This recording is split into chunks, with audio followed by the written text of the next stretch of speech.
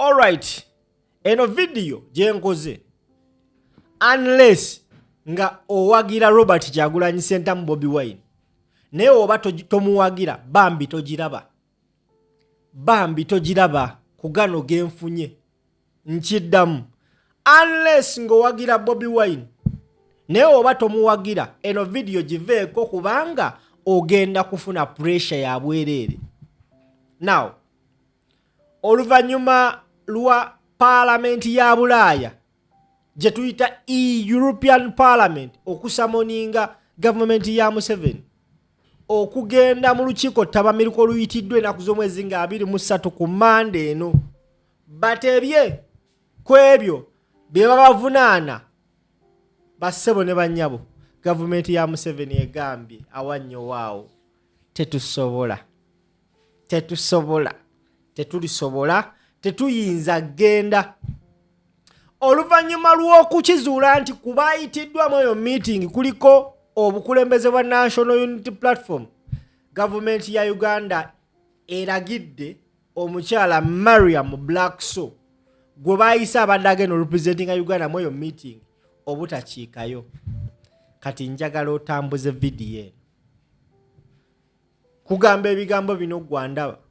Eno video singa zituka saawa 10 ez'olweggulo nga tennakuba mutwalo ngenda mmanya temugirabye, wallahi ngenda gijjayo nzire mungi kole ngizeyo mpaka wenaweza omutwalo. Kati vuga video obanga wagira Bobi Wine, vuga video wano wetubadde twagala.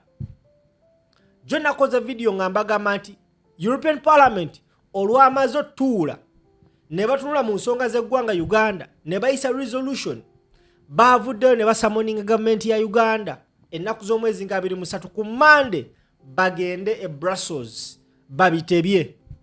Na buli kati eggwanga amawanga agali mu mukago gwa European Union gonna agali mu mukago gwa European Union gaaganye okukkiriza obuwanguzi bwa Yoweri Kaguta Museveni.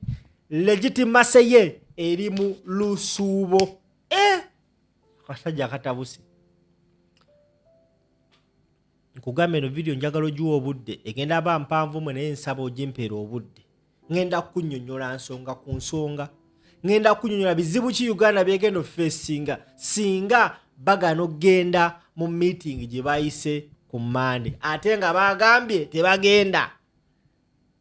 Banaagenda oba tebagende? Kati njagala owulize video nga bw'ogitambuza. Omusajja gwe bayita Kyagulanyi Ssentamu Robert Bobi Wine is another person. In fact, Bobi Wine is a man and a half. In fact, Bobi Wine kyonna kyali kirabika aliko an extra force emuli behind ne bakulembeze banne. Lwaki? Ennaku z'omwezi anzijukire ennaku z'omwezi nga 8 omwezi gwali gwa February omwaka 2022 sisobola kwerabira lunaku olwo bassebo ne bannyabo ebifaananyi byafuluma ku mitimbagano egy'enjawulo. Guess what?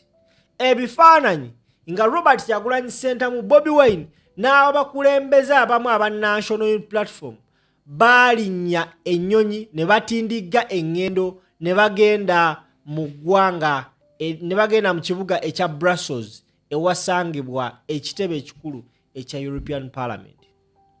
Ebifaananyi bino bwe byafuluma abantu bangi nnyo baaseka, abantu bangi nnyo baakuba obukule, abantu bangi nnyo baakonjera Robert Kyagulanyi Ssentamu Bobi Wine ndi mu kifo ky'okutwala abantu abategeevu nga bampuuga mu zino meeting yasalawo genda na Nubianiri, yasalawo genda na mukyala we. Gwe ssebo bannya batulaba ekifaananyi kyakuba ennaku z'omwezi nga 8 mwezi gwali gwa February omwaka gwa 2022. Kyagulanyi Ssentamu Robert Bobi Wine yagenda n'abakulembeze abamu mu National Unity Platform ne bagenda e Brussels ku kitebe ekikulu ekya European Parliament.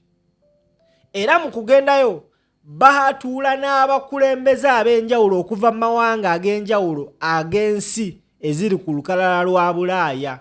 Bino babikola mu 2022 nga twakava mu kalulu ka 2021 akaalimu okutta, okuwamba n'okubba akalulu. Kyagulanyi yatandika okweteekateeka n'ebino byonna abikola nga yeteekateekera ki yeteekerateekera moment gye tulimu right now. Abasinga bagamba nti agenda bweru mu luxury right now ababyogera nkiwa ffe wano Uganda tugamba gaba bugumye oba amaki nange simanyi gwe gateeke mu commentary section. Kati vuga video omusajja ono Kyagulanyi yatuula mu meeting buli meeting ezasoba mu 100 ebbanga lyamala mu ggwanga eryo nga leero atuula n'ono enkya atuula n'oli luli atuula n'oli nga bino byonna abikola purposely okweteekateekera ekijja because he knew nti tugendagenda mu kalulu akatali ka bulijjo, tugendagenda mu kalulu ke baatuuma protest vote, and indeed this man with his team they executed exactly what they were saying.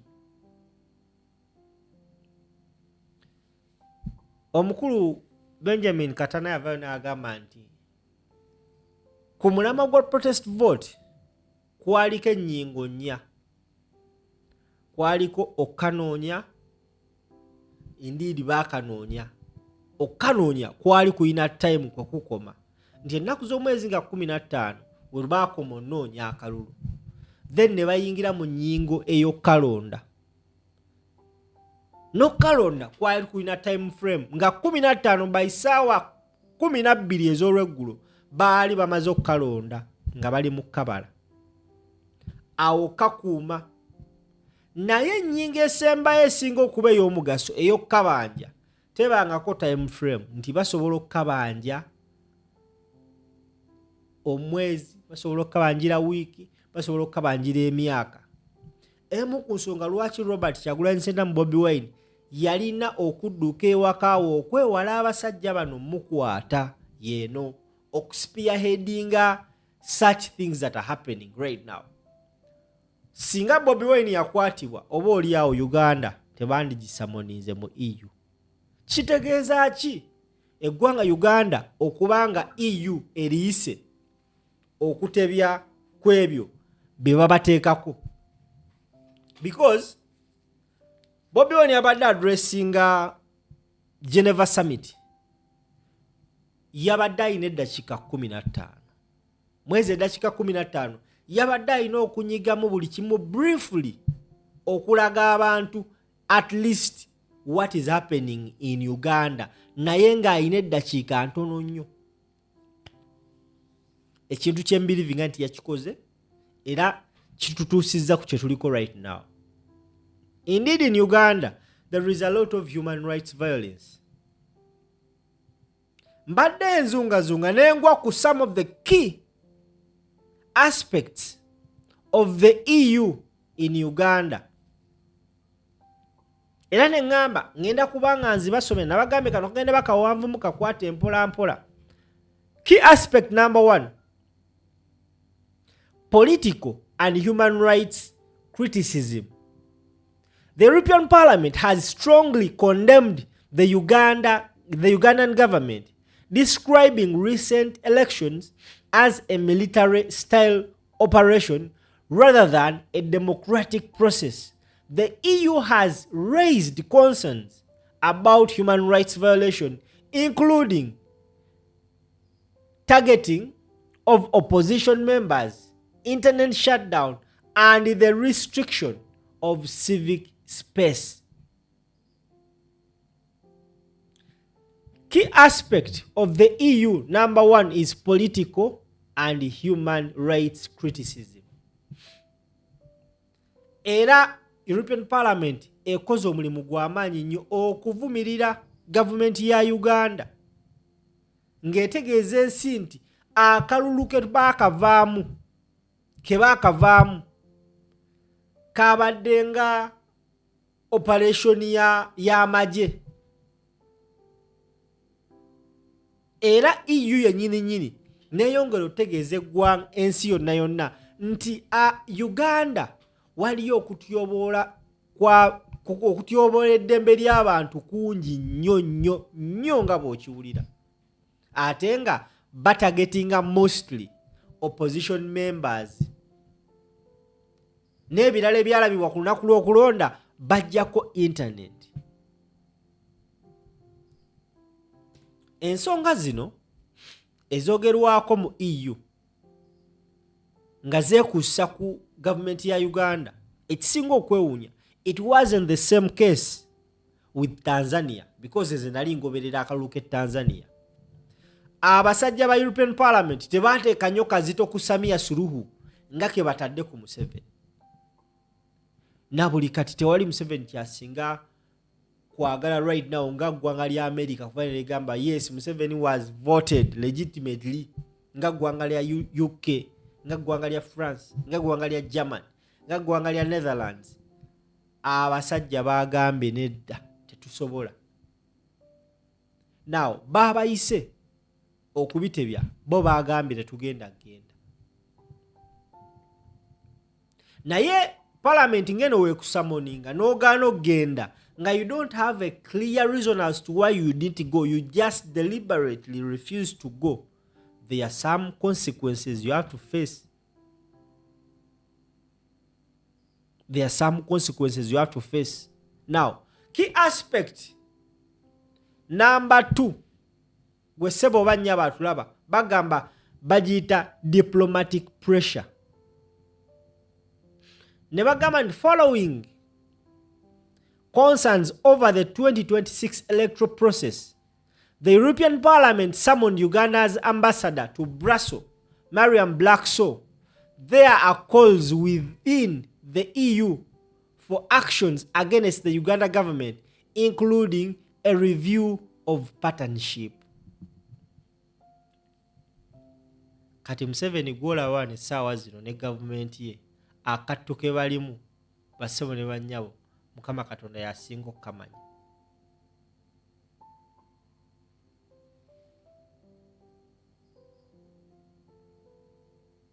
Kuba wanagambe there are calls within the EU for action against the Uganda government, including review of their partnership. Ensonga lwaki babayise, it's the diplomatic pressure. Pressure y'amaanyi kati okusinziira ku bintu byonna ebyabaddewo mu kalulu ke twakamala bassebo ne bannyabo, ne Parliament ya Bulaaya yafunye pressure. Era baakakiddwa okuyita ambassador wa Uganda to Brussels, omukyala Mariam Blackso. Ekitegeeza nti singa abanga agaanye nga bwe tusuubira nti agenda gaana, wajja kubaawo there are calls within the EU for actions against the Uganda government, including a review of partnership. Abasajja bagenda kuddamu batunule beekebejje enkolagana ya Uganda as a country ne European Parliament. Ngenda kukola video nga nkulage ebintu Uganda bye benefitinga okubeera member wa EU. Ate nga bingi nti singa Uganda etuuka ekiseera neegwa matereke ne EU, ebyo benefits zetufuna mu EU, ezo benefits zetufuna mu EU zigenda kuba zitujjibwako wano. Bagambye including a review of partnerships. They are going to review our partnerships. Nti bayinza okukeera bayina bagamba tubaye tubawa wano bilioni 10 tetugenda ziba tuzibajjeeko. Tuba tukyali awo nga ne sanctions zitandika oluma, tubale tutwala coffee somewhere takyasobodde gendayo. Uganda tesobola kwetengerera singa tutuuka ku eryo essa gwe ssebo bannyabo. Now tugenze ku investments and trade. Wano wakulu njagala owulirizeewo. Despite political tension, the EU remains a major economic partner. The EU plans to invest over £5 billion in Uganda to focus on job creation, climate change, resilience and good governance. total trade reached a record of £2 billion in 2024, with the EU providing the largest share of foreign direct investment. EU plan gyebadde ino okuinvestinga mu Uganda ngegenda giteekamu over £5 billion. Ezo sente nyingi muganda wange.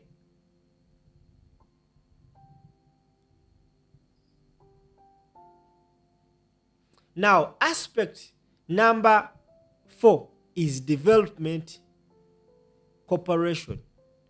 Team Europe, EU and its member states is investing over £750 million annually in developing projects.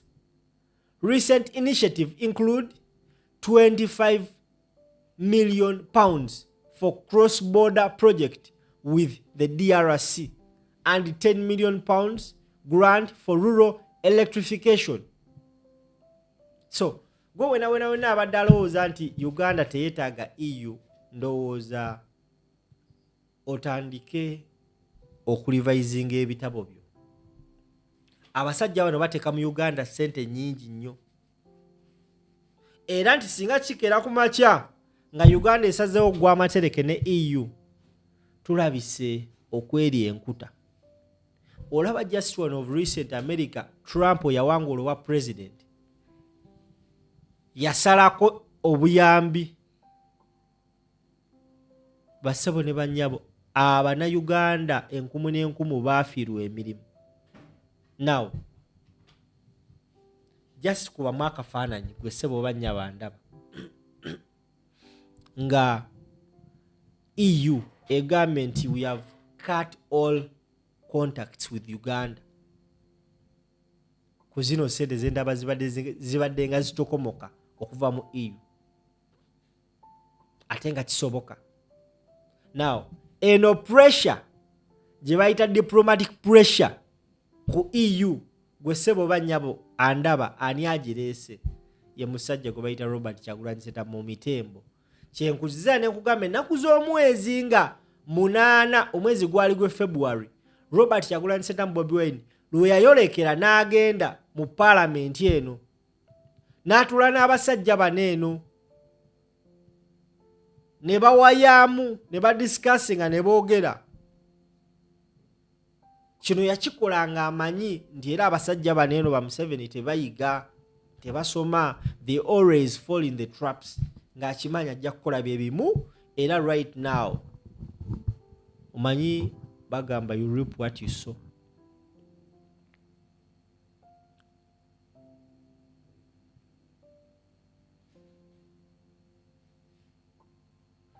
Nga eri Museveni akyalwana bukubirira okulaba nga atereza enkolagana ye ne Washington, that is United States of America, ate n'enkolagana ye ne European Parliament oba EU, European Union, nayo eri mu kufa. Those are the two key figures Uganda ze yeetaaga.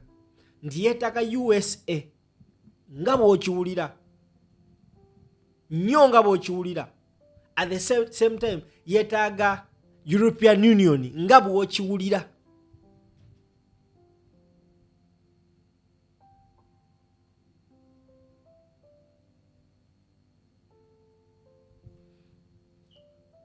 Okategedde egyetaaga nnyo because eri mu America simanyira Museveni wa okutereeza ensonga eno agenda kwetaaga sente nyingi nnyo okugulirira. Ate mbana abazungu waliwo abantu ambo tosobola kugulirira. Ensonga wetuuse ya Bobi Wine mu butuufu akutte omunyo n'aguyuwa mu kizimba ati akaliro bakawulira. Nti eri yasasudde company namba esobole okuba nga emutereereza emizogobaganyo egiriyo. Kati at the same time neeno yeetaaga. Kyovala naye yali musajja mugezi. n'afuna abakazi nga ba Mariam Blackso naye ate naye munnaye otuuka ekiseera ne kikusukkako n'ozitowererwa nga you cannot handle ne Blackso right now abasajja bakoze ebibi bingi they cannot handle.